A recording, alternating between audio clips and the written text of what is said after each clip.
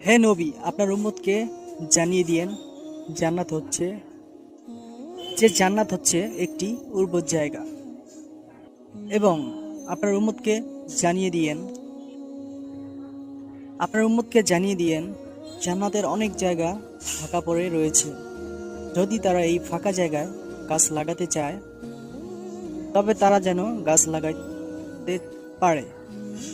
সুবহানাল্লাহ, আলহামদুলিল্লাহ, আল্লাহু আকবার, লা হাওলা ওয়া কুওয়াতা ইল্লা বিল্লাহ।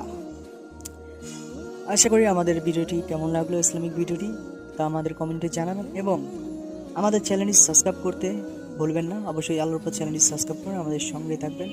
ভিডিওটি লাইক, একটি শেয়ার করবেন। অবশ্যই নেক্সট ভিডিওতে আবার দেখা হবে।